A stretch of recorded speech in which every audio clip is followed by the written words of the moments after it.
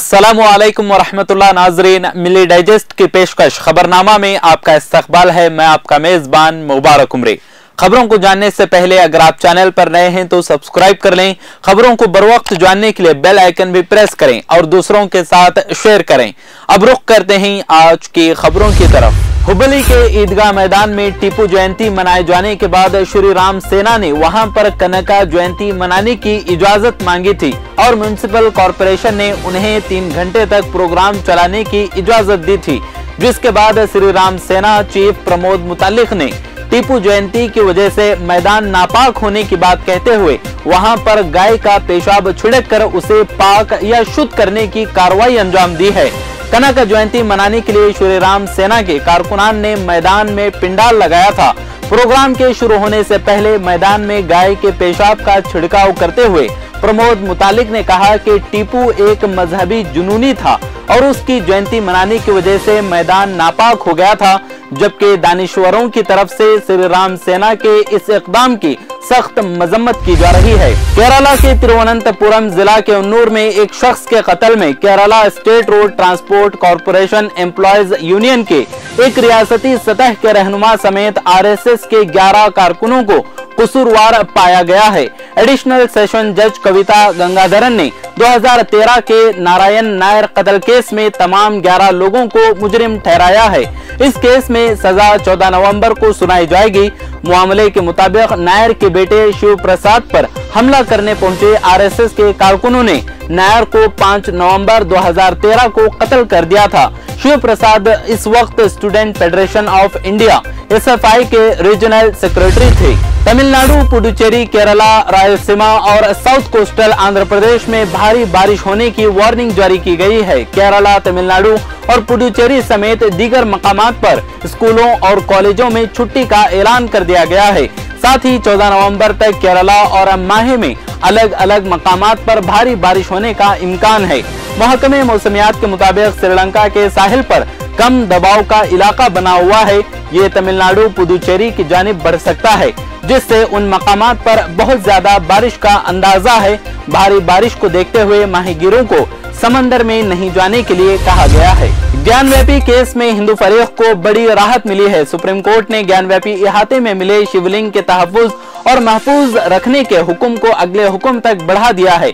अगली समाअत 5 दिसंबर को होगी। सुप्रीम कोर्ट की बेंच ने Chief Justice of India DY Chandrachud की क़यादत में ज्ञानव्यापी केस में दर्ज अपील पर समाअत की। इस अपील में हिंदू फरीक ने सुप्रीम कोर्ट के हुक्म को और बढ़ाने का मुतालबा किया था। हालांकि अंजुमन इंतजामिया मस्जिद कमेटी की जानिब से पैरवी कर रहे सीनियर वकील हुज़ैफा अहमदनी ने भी कोर्ट में अपनी दलील पेश की थी, लेकिन गौरतलब है कि सुप्रीम कोर्ट की बेंच ने वकील विष्णु शंकर जैन की अर्जी सुनी है। गुजरात में असेंबली इंतखाब 2 मराहिल में होने वाले हैं। बीजेपी के जरिए उम्मीदवारों की फहरिस्त जारी किए जाने के बाद पार्टी का एक तबका इससे नाखुश नजर आ रहा है। कुछ लीडरों ने तो बतौर आजाद उम्मीदवार इंतखाब लड़ने का ऐलान भी कर दिया है। पार्टी ने 160 उम्मीदवारों की फहरिस्त जारी की है और अभी 22 उम्मीदवारों का ऐलान बाकी है। वडोदरा की वाघोड़िया असेंबली सीट के मौजूदा रुकन असेंबली मधु श्रीवास्तव ने बगावत करते हुए आजाद इंतखाब लड़ने का फैसला किया है। पार्टी ने इस सीट के लिए अश्विन पटेल को उम्मीदवार बनाया है। श्रीवास्तव ने मीडिया को बताया कि उन्होंने पार्टी क़यादत से मंजूरी मिलने के बाद ही नामजदगी का पर्चा दाखिल किया था। अचानक पार्टी ने अपना फैसला बदल दिया है। उन्होंने कहा कि मेरे कारकुनान पार्टी के फैसले से नाराज हैं और इसलिए मैंने आजाद उम्मीदवार के तौर पर इंतखाब लड़ने का फैसला किया है। समाजवादी पार्टी सदर और उत्तर प्रदेश के साबिक वज़ीर आला अखिलेश यादव ने इल्जाम लगाया कि बीजेपी की सरकार घोटालों की सरकार बन गई है और उसके झूठ के कारोबार से पर्दा उठने लगा है। सरकारी और प्राइवेट कॉलेजों में आयुष कोर्सेज में दाखिले में बेजाबिदगियों को लेकर रियासत की बीजेपी हुकूमत को निशाना बनाते हुए यादव ने दावा किया कि आयुष घोटाला सिर्फ एक गिनती है। पर्दा उठने पर न जाने कितने घपले सामने आएंगे। हिमाचल प्रदेश की सभी 68 असेंबली सीटों पर आज वोट डाले गए। रियासत भर में 7,884 बूथ मराकिज बनाए गए। सुबह 8 बजे से शाम 5 बजे तक वोट डाले गए हैं। रियासत में मजमूई तौर पर 412 उम्मीदवारों की किस्मत ईवीएम में कैद हो गई है।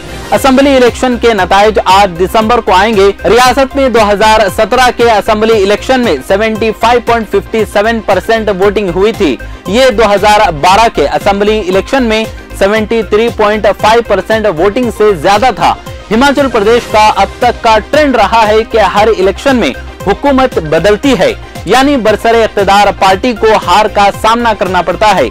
इसलिए इस मर्तबा इलेक्शन इंचार्ज में बीजेपी ने नया नारा दिया है, राज नहीं रिवाज बदलेंगे, यानी हुकूमत नहीं बल्कि पुरानी रिवायात को बदलेंगे। फिलहाल रियासत में बीजेपी की हुकूमत है और जयराम ठाकुर वजीर आला हैं। इससे पहले 2012 में कांग्रेस की हुकूमत बनी थी। गैर मुल्की हथियारों पर हद से ज्यादा डिपेंड से परेशान भारत ने मुख्तलिफ हथियारों के सिस्टम्स और साजो सामान के इंपोर्ट पर पाबंदी लगा दी है। माहिरीन का कहना है कि इस फैसले की वजह से भारतीय फौज को अब वेपन्स की कमी का सामना है। वजीर आजम नरेंद्र मोदी 2014 में इख्तिदार में आने के बाद से ही हथियारों और डिफेंस टेक्नोलॉजी में आत्मनिर्भर बनने पर मुसलसल जोर देते रहे हैं।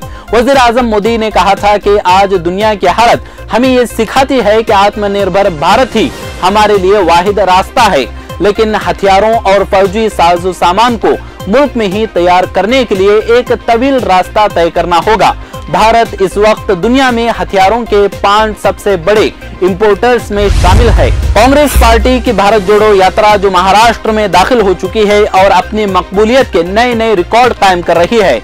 राहुल गांधी ने एक मर्तबा फिर बेरोजगारी के मसले पर मरकजी हुकूमत को आड़े हाथों लिया और ये चुपता हुआ सवाल पूछा कि आखिर नौजवानों को सरकारी नौकरियां क्यों नहीं दी जा रही हैं। उन्होंने अपोजिशन के सदर मल्लिकार्जुन खड़गे के बयान का हवाला दिया और कहा कि मुल्क में 30 लाख सरकारी ओहदे खाली पड़े हैं, जिनमें बड़े और छोटे तमाम ओहदे शामिल हैं, लेकिन मोदी हुकूमत उन्हें खाली रखने पर अड़ी हुई है और वो बेरोजगारी दूर करने के लिए कोई कदम नहीं उठा रही है। कांग्रेस ने गुजरात असेंबली इंतखाबात के लिए 46 उम्मीदवारों की दूसरी फहरिस्त जारी कर दी है। कांग्रेस ने अब तक गुजरात की 182 असेंबली सीटों में से 89 उम्मीदवारों का ऐलान किया है। इससे पहले अपोजिशन पार्टी ने 4 नवंबर को रियासती असेंबली इंतखाबात के लिए 43 उम्मीदवारों की पहली फहरिस्त जारी की थी। इन्फोर्समेंट डायरेक्टोरेट ईडी ने दावा किया कि दिल्ली में नई शराब फरोख्त पॉलिसी जो अब खत्म हो चुकी है, उससे मुताल्लिक एक मामले में 100 करोड़ रुपए की रिश्वत दी गई थी, जिसमें नायब वजीर आला मनीष सिसोदिया एक मुल्जिम है। एजेंसी ने दावा किया कि सिसोदिया समेत 3 दर्जन से ज्यादा वीआईपीज ने 140 मोबाइल फोन तब्दील किए ताकि डिजिटल सबूत खत्म किए जा सकें। सिसोदिया, जिन्हें एजेंसी और सीबीआई के जरिए इस मामले में कई मरतबा छापों का निशाना बनाया गया था, उसने किसी भी गलत काम से इनकार किया और कहा कि ये इल्जामात सियासी तौर पर मुहर्रिक हैं। इनका कहना था कि छापों में उनके खिलाफ कुछ नहीं मिला था। झारखंड के वजीर आला हेमंत सोरेन ने झारखंड असेंबली के खुसूसी इजलास के दौरान मुल्क के वजीर आजम नरेंद्र मोदी पर संगीन इल्जाम आयद किया है। उन्होंने कहा कि बीजेपी के सरकर्दा लीडरान अब लोगों को फोन पर धमकाने लगे हैं। क्या हालात हो गए हैं मुल्क के। वजीर आला सोरेन ने ऐवान में बीजेपी को भी शदीद तौर पर तनकीद का निशाना बनाया। कहा कि ये लोग जानियों को जेल से छुड़वाते हैं और फिर माला पहनाते हैं। दूसरी रियासतों में जो इस्मतदरी करने वाले लोग हैं, बीजेपी के लोग उसकी हिमायत करते हैं। यहाँ दुमका की बच्ची के साथ हादसा होता है तो लोग हवाई जहाज से यहाँ आ जाते हैं। कातिल, लुटेरे और मॉब लिंचिंग करने वालों को ये लोग माला पहनाते हैं। ये क्या मुल्क में समाजी हम आहंगी लाएंगे। आज के खबरनामे में फिलहाल इतना ही। अगर आपको ये पेशकश पसंद आती है तो दूसरों के साथ शेयर करके हमारा हौसला बढ़ाएं। मिलते हैं अगली वीडियो में, तब तक खुश रहें, आबाद रहें। अगर आपने चैनल को सब्सक्राइब नहीं किया है तो जरूर सब्सक्राइब करें, बेल आइकन भी प्रेस करें ताकि खबरें आप तक बर वक्त पहुँच सकें। मजीद अपडेट्स के लिए आप व्हाट्सएप ग्रुप भी ज्वाइन कर सकते हैं, लिंक डिस्क्रिप्शन में मौजूद है।